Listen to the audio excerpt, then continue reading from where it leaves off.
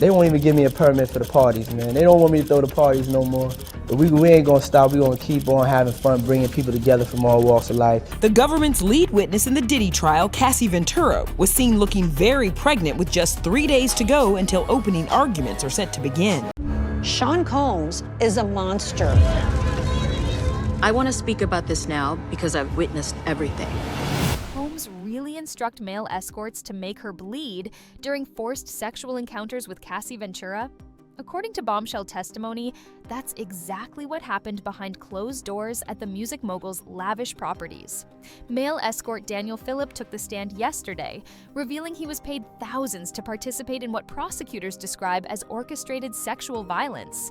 Phillip testified he eventually walked away from these lucrative arrangements after witnessing Combs physically assault Cassie twice, realizing she was in real danger, not just another celebrity relationship gone wrong.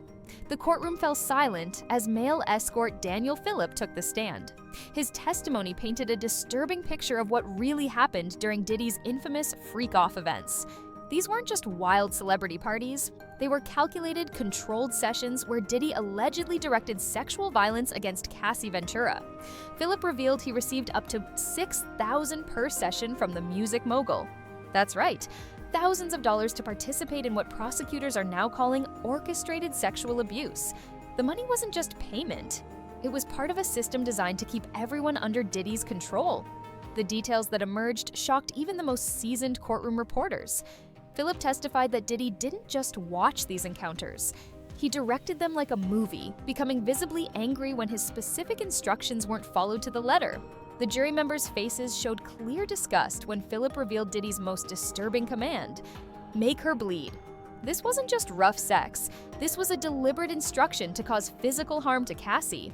These sessions weren't quick encounters either. According to Phillip, they sometimes lasted up to 10 hours, with Diddy constantly demanding more baby oil be used. "You need to rub more baby oil on each other? You don't have enough on," Diddy would say, sometimes stopping the acts entirely until his instructions were followed. Perhaps most disturbing was Phillip's account of an airport-themed fantasy that Diddy forced him and Cassie to enact.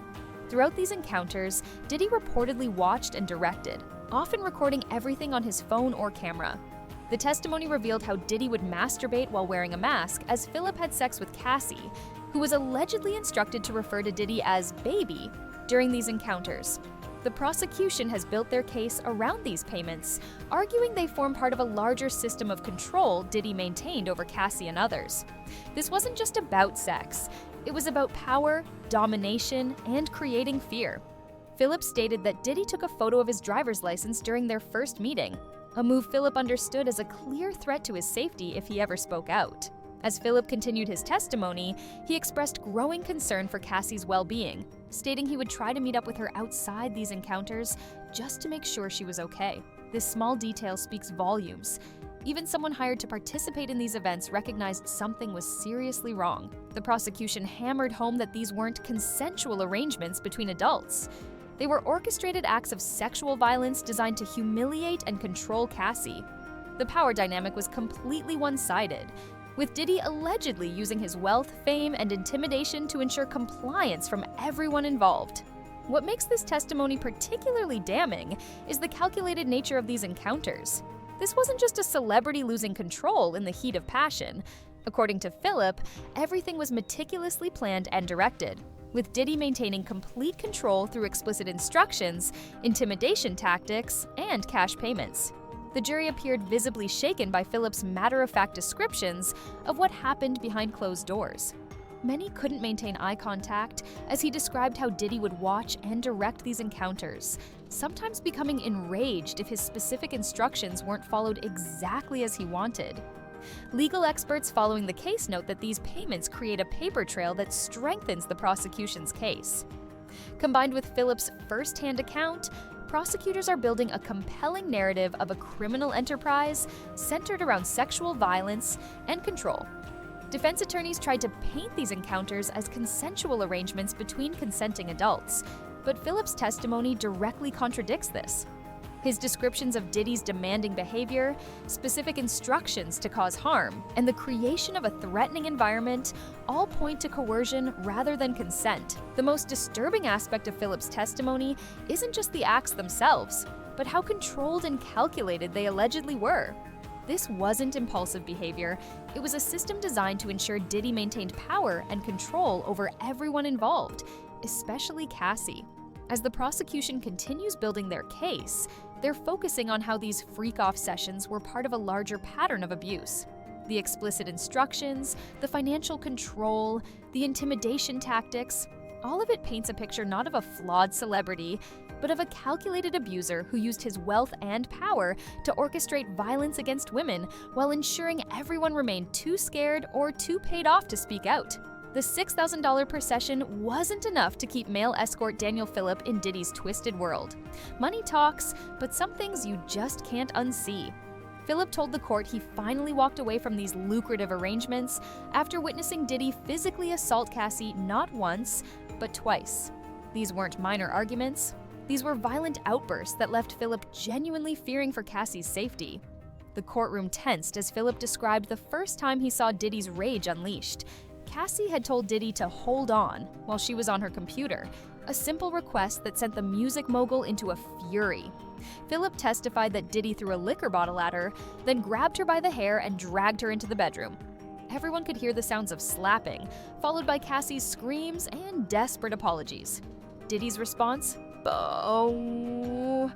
When I tell you to come, you come now, not later. Phillip admitted feeling terrified during these incidents.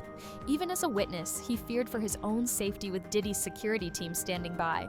He described the atmosphere as one where Diddy's word was law, and anyone who challenged that put themselves at risk. The jury appeared deeply disturbed as Phillip explained how helpless he felt watching the abuse unfold, unable to intervene. The prosecution didn't just rely on Phillip's testimony. Former security guard Israel Flores took the stand, corroborating the pattern of abuse. Flores testified about a disturbing 2016 incident at a Los Angeles hotel where he observed Cassie with a purple eye after an alleged assault. According to Flores, Cassie was hiding her face and repeatedly saying, "I just want to leave." He also noted she was surrounded by shards of a broken vase, more evidence of a violent encounter. But the most damning evidence came in the form of surveillance footage from that same Los Angeles hotel. The video, which CNN first aired, showed Diddy violently attacking Cassie in a hallway. The shocking footage captured Diddy dragging Cassie out of an elevator, kicking her, and then dragging her back into a room. Jurors watched in silence as the brutal attack played out before their eyes. Diddy's defense team fought hard to keep this video out of court, claiming it was manipulated before CNN released it. They argued the CNN video was sped up to make the attack look more violent than it actually was. Despite these objections, Judge Arun Subramanian ruled the video admissible as evidence. The prosecution showed the jury 3 hotel surveillance videos and 2 cell phone videos capturing the attack. Flores added another disturbing layer to the story. After the hotel incident, he testified that Diddy offered him a stack of money and told him not to tell anyone about what happened.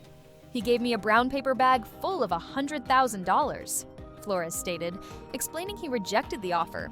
This apparent attempt to buy silence only strengthened the prosecution's portrayal of Diddy as someone who used his wealth to cover up abuse.